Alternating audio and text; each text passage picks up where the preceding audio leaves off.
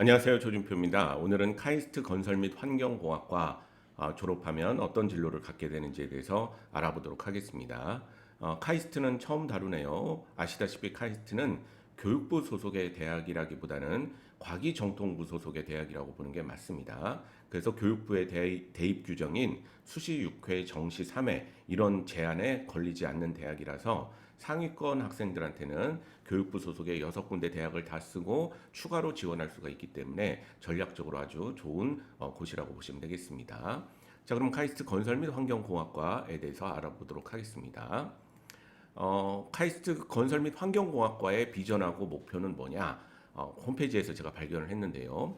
카이스트 건설 및 환경공학과의 목표는 글로벌 산업 경쟁력을 갖춘 창의 리더 양성을 통해 인류와 국가의 난제 해결 연구에 선도적인 역할을 하는 것이다. 이렇게 되어 있습니다. 제가 이거 되게 좋아하는 표현입니다. 인류와 국가의 난제 해결. 멋있지 않습니까? 가슴이 좀 웅장해지고 보통 최상위권 학생들은 어떻게 보면 그 좋은 지적 능력을 가지고 앞으로 우리 사회가 헤쳐나가야 될 문제들 이런 거에 좀 과감하게 도전을 하고 그것에 대해서 국가가 지원을 하는 이런 형태로 가야 사회가 많이 발전하게 되는 거죠. 제가 유명한 철학자 분하고 이야기를 한 적이 있었는데 그분이 하시는 얘기가 유태인과 한국인은 다 똑똑한 것은 사실인데 유태인들의 상위 1%는 지구의 난제, 인류의 난제 해결에 굉장히 도전을 많이 하는데 우리 한국의 상위 1%는 너무 개인적인 자격증 취득에 목표를 하고 있어서 그게 좀 아쉽다. 그런 얘기를 듣고 깨달음이 좀 많았었는데 아주 멋있게 인류와 국가 난제 해결 이것에 목표를 두고 있다. 이렇게 되어 있습니다. 자, 그러면 어떤 분야에 대해서 목표를 두고 있는가 보면 건설 및 환경공학과에서는 지속 가능 환경을 만들기 위해서 노력을 한다. 그거의 세부적인 연구로는 막기술 기반 수처리, 필터의 종류를 다양하게 해서 물을 맑게 만들고 뭐 여러 가지 용도에 맞게 만드는 그런 연구를 하고 그 필터의 종류에도 나노바이오가 들어갈 수가 있겠죠. 나노바이오 연구를 하고 그다음 나노바이오 기반 환경 정화 그리고 바이오 에너지 생산, 바이오를 이용한 부족한 에너지를 생산하는 데 도움되는 그런 기술들을 연구를 한다. 이걸 지속 가능 환경이라고 얘기를 한다. 그리고 스마트 도시 시스템 앞으로 이제 자율주행도 늘어날 거고 신호등과 교신도 할 수가 있고 집에 여러 가지 통신 인프라들이 잘 깔려야 되고 뭐 이런 것들이 있지 않습니까? 이런 것들을 연구한다 이렇게 되어 있고요. 레질리언트 인프라 레질리언트라는 것은 회복 가능성이죠. 회복 탄력성. 외부의 충격으로부터 회복되는 정도를 우리가 레질리언트라고 얘기를 하는데 레질리언트 인프라 하게 되면 자연 재해, 여러 가지 재난, 전쟁도 포함하고요.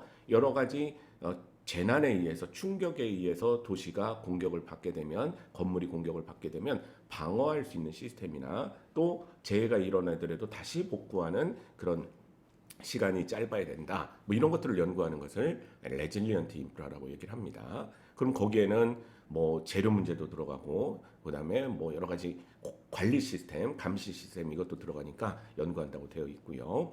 그다음에 네 번째는 역시 에너지 인프라죠. 우리 뭔가를 발전소를 짓는다. 또 발전소에서 지은 전기를 우리 도시에 어떻게 하면 효율적으로 공급을 할 것인가 뭐 이런 것들을 연구하는 것이 에너지 인프라 시스템이라고 되어 있습니다. 제가 원자핵공학과 서울대 편에서 말씀드렸지만 다 연결이 돼 있는 거죠. 원자핵공학과 졸업한 사람들이 건설 관련된 쪽으로 가는 이유도 이 에너지 인프라 시스템에 연관이 돼 있으니까 거꾸로 우리 건설 및 환경공학과 나온 친구들도 그런 쪽에도 갈 수 있는 그런 중첩되는 부분이라고 보시면 되겠습니다. 자, 그러면 카이스트 건설 및 환경공학과의 현황에 대해서 한번 알아볼까요? 지금 이제 2024년 3월 이렇게 되어 있는데 2024년인데 홈페이지에 들어갔더니 3월 기준의 자료를 올려놨다. 되게 부지런한 학과라고 볼 수가 있습니다. 저는 많이 우리 웹서핑을 하지만 이런데 드물어요. 그래서 2024년 3월 최신, 그러니까 올해 입학생들까지 정리해서 올려놓은 겁니다. 현재 카이스트 건설 및 환경공학과에는 학사가 123명. 그러니까 4학년이니까 그냥 단순하게 4로 나누면 한 학년당 한 30명 정도 있다라고 볼 수 있는 거죠. 제가 왜 이렇게 계산을 하냐면 카이스트 학부는 정원이 없죠. 왜 그러죠? 무학과로 입학을 하지 않습니까? 요즘 유행하는 자율전공 제도를 50년째 하고 있는 학교죠. 그래서 과가 없기 때문에 해마다 조금씩 달라요. 인원수가. 자율적으로 신청을 하기 때문에 근데 현재 123명 있으니까 단순 계산해서 한 학년당 30명 정도 있다 이렇게 보시면 되겠고 석사가 83명 석사 과정에 박사 과정에 68명 그래서 지금 합쳐 보시면 석박사 과정이 더 많죠 그죠 이런 대학도 드물죠 왜 그러냐면 원래 카이스트는 대학원이 먼저 생긴 거죠 대학원이 먼저 생기고 나중에 학부가 생겼습니다. 대학원 중심 대학을 한국에 먼저 구현한 게 카이스트이기 때문에 이런 모양을 보이고 있습니다. 그동안 졸업생 현황을 보게 되면 학부 졸업생이 523명이 나왔고 석사가 964명, 박사가 476명 이렇게 해서 총 1963명의 졸업생이 여태까지 나왔다 이렇게 되어 있습니다.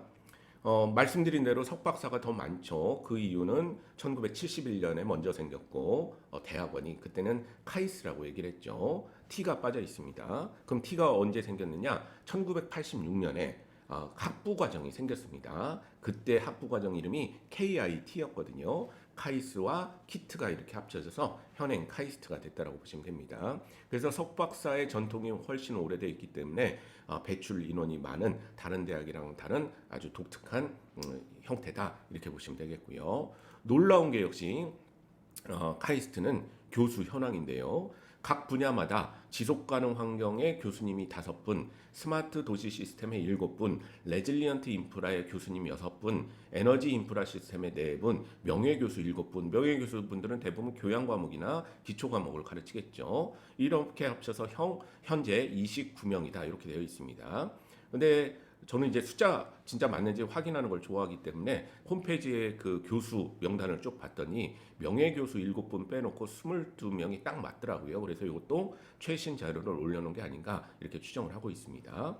자, 여러분들 딱 보시면 어떻습니까? 교수가 굉장히 많죠. 아니 한 학년에 30명 남짓한 그 과인데 교수가 29명, 명예교수를 빼더라도 22명이나 있는 겁니다. 이게 바로 나라에서 집중 지원하는 좋은 대학의 특징이 되는 겁니다. 교수 1인당 학생 수가 굉장히 적게 되는 아주 좋은 환경에서 공부할 수 있는 곳이라는 거죠. 포항공대도 그렇고요. 서울대도 뭐 물론 그렇습니다. 명문대학의 특징은 교수 1인당 학생 수가 굉장히 적다 이렇게 보시면 되겠고 요 학생 수에 비해서 교수님들 많은 모습을 확인할 수가 있게 되는 거죠. 자, 그럼 이제 본격적으로 어디로 졸업하고 가는가 현황을 한번 살펴보도록 하겠습니다. 일단 특이하게 우리 카이스트 건설 및 환경공학과는 학사, 석사, 박사 이게 다 나와 있더라고요. 학사는 아주 간단하죠. 대부분이 다 어디를 갑니까? 대학원을 갑니다. 그죠? 무려 학부생의 84%가 대학원을 간다라고 되어 있고요. 취직 기업체로 하는 사람은 13%, 정부기관은 3% 이렇게 되어 있죠. 그러니까 이 카이스트를 가게 되면 학부를 마치고 뭔가 사회 나가는 일은 저 과는 드물다고 봐야 되겠구나. 대학원까지 가는 거라고 생각을 해야 되겠구나 하는 게 맞게 되는 거죠. 대학원은 어디로 가고 있느냐? 자대로 제일 많이 가고 있죠. 카이스트로 많이 가고 있고 서울대학교로도 가고 있고 그다음에 왜 이분은 어떤 뜻이 있어서 갔는지 모르겠지만 캐나다 캘거리 대학 되게 명문 대학이긴 합니다. 그다음에 MIT 이런 쪽으로 대학원을 가고 있고 민간 기업 사기업 쪽으로는 역시 삼성, LG, 넷마블, 대림산업, 하나투자 이런 쪽에 가고 있다. 솔직히 학부만 마치고 이런 기업에 가게 되면 일반 직원으로 가게 되는 거지 전공을 살리기는 쉽지가 않습니다. 그래서 그냥 나는 그냥 빨리 돈 벌란다. 그리고 학자보다는 이제 빨리 사회 나가는 게 좋겠다. 이래서 이제 졸업하고 나가게 되는 거죠.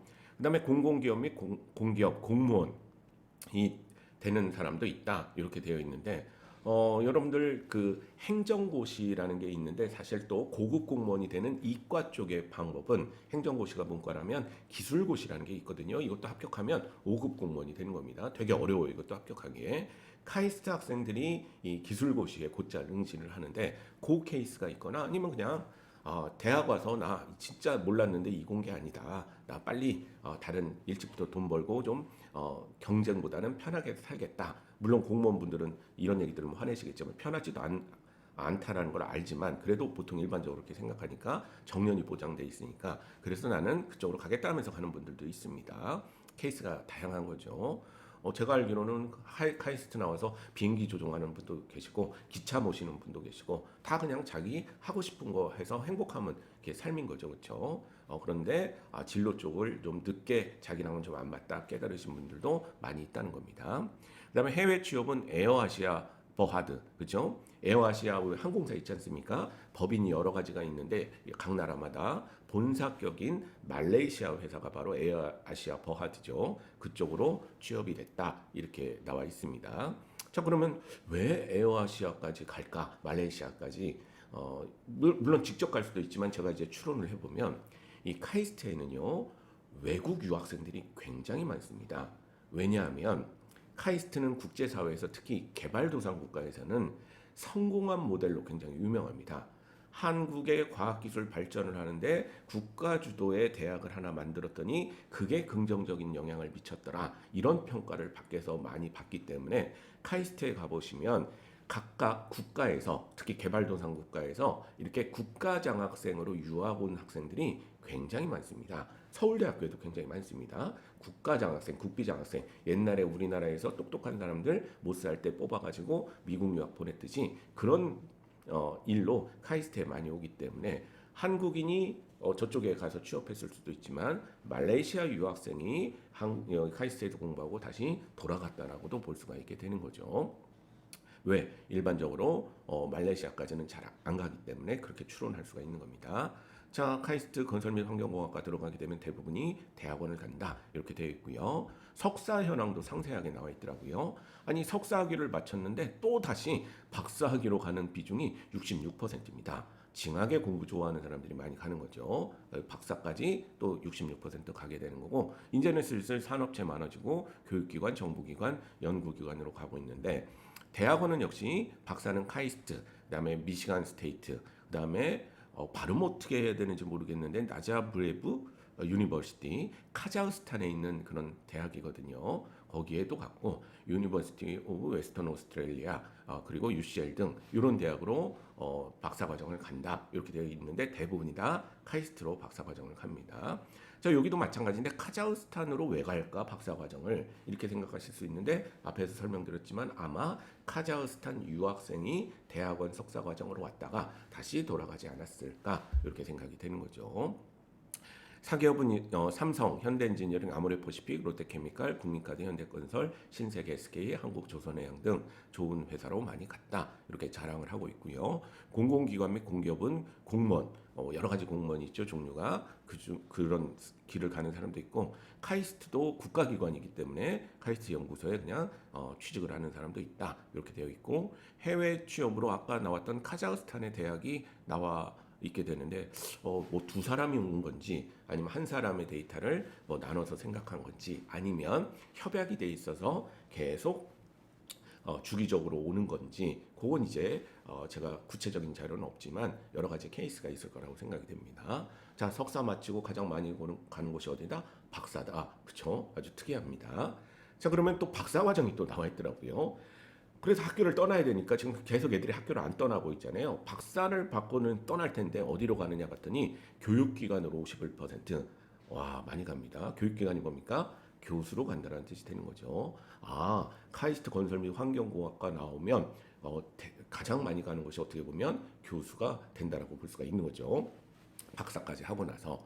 산업체도 가고 연구기관도 이제 많이 가기 시작하는데 사기업은 역시 현대건설, 삼성전자, 삼성 S1이라고 홈페이지에 나와 있는데 지금은 아마 분리가 돼 있을 것 같은데 그냥 S1인 거겠죠. 거기도 뭐 방제 시스템 다루고 하니까 아까 레질리언트 인프라 그거에 약간 해당이 돼서 갔는지는 모르겠지만 갔다라고 박사를 받고 갔다 이렇게 되어 있고요. 아마 요즘은 그냥 S1일 겁니다. 그다음에 NIO 여기는 세계적인 전기차 업체죠. 중국 업체라고 알고 있는데 이건 정확하지 않습니다. 제가 찾아는 봐야 되겠지만 아무튼 이 전기차 업체로 갔다 이렇게 되어 있고요. 그다음에 공공기관 및 공기업은 공무원, 한국수자원공사, 한국교통연구원, 수력원자력, 원자력하고 연결돼 있다는 걸 여기 또 나오죠, 그렇죠? 한국원자력안전기술원, 건설기술연구원, 한국지질자원연구소 이런 데로 가고 있다 이렇게 보시면 되겠습니다. 해외 취업이라고 이렇게 나와 있는데 UITM 이게 마라공업대학이죠. 말레이시아에 있는 최고의 대학 중에 하나입니다. 그 다음에 킹파드 뭐라고 발음해야 되나요? 파드 뭐 이런 식으로 해야 되나? 거기 이제 대학 광물과 석유 중심의 그런 대학에 갔다 이렇게 되어 있는데 이게 사우디에 있는 대학이거든요. 그리고 이 파우드 요 국왕이 굉장히 오래 집권했던 유명한 국왕인 건 아시죠? 그러니까 그 이름이 붙었다는 것은 되게 좋은 대학이다 이렇게 보시면 되겠습니다. 그리고 후에 유니버시티 오브 사이언스이스 여기에도 가는데 이거 베트남 대학이죠. 이런 데로 가고 있다. 역시 이것도 혹시 그 국가에서 카이스트로 유학을 보내서 다시 돌아간 케이스가 아닐까 이렇게 이제 생각을 합니다. 물론 한국인이 학위를 받고 그쪽에 추천돼서 갈 수도 있겠지만 저 상세한 내용은 제가 알 수는 없지만 추론은 그렇게 해볼 수 있다 하는 거죠. 자, 그래서 계속 학사 마친 애는 석사 마친 애는 박사를 가더니 결국은 대학 교수로 가는 경우가 많이 존재를 하더라. 그리고 연구기관 쪽에도 산업체 쪽에도 전문 박사를 받고 가서 대우를 받는 그런 곳이라고 보시면 되겠습니다. 그래서 이 카이스트 건설 및 환경공학과는 요약을 해보면 진학이 굉장히 이렇게 많기 때문에 뭔가 공부를 해서 학자 특히 교수 이런 거 돼보고 싶으면 굉장히 좋은 인프라를 제공하는 그런 학과가 아닌가 이렇게 생각할 수가 있고요. 단점을 꼽자면 이렇게 계속 학사, 석사, 박사가 자대에서 계속 이어지는 학과들은요. 약간 그들만의 세계가 강하게 되는 거죠, 그렇죠? 교수들의 목소리도 굉장히 크고, 뭐 우리 대학원생들은 스스로 막 노예라고 하면서 부당한 대우를 받고 있다 이런 얘기들을 많이 하고 있는데 그게 좀 더 셀 수가 있는 거고요. 그리고 이렇게 막 다 박사까지 진학하는 게 자연스럽게 생각하는 대학이 되면 가서 자기 적성이 그게 아니면 되게 외롭습니다. 다들 그냥 대학원 가야지 이러고 있는데 나는 그거 아니고 다른 길 찾고 싶은데 할 때 좀 지원이 적을 수도 있게 되는 이런 이제 상황이 됩니다. 그래서 카이스트 건설 및 환경공학과를 가고자 하는 친구들은 일단 공부를 굉장히 좋아해야 되고 다른 대학 건설 및 환경공학과도 마찬가지겠지만 가서 적성이 맞아야만 계속 그 시스템을 타고 갈 수가 있기 때문에 점수 맞춰서 가는 것보다는 내 적성이 그쪽에 과연 있는가 잘 살펴보시고 진학하시면 좋을 것 같습니다. 이상 카이스트 건설 및 환경공학과 학생들의 진로에 대해서 알아봤습니다. 감사합니다.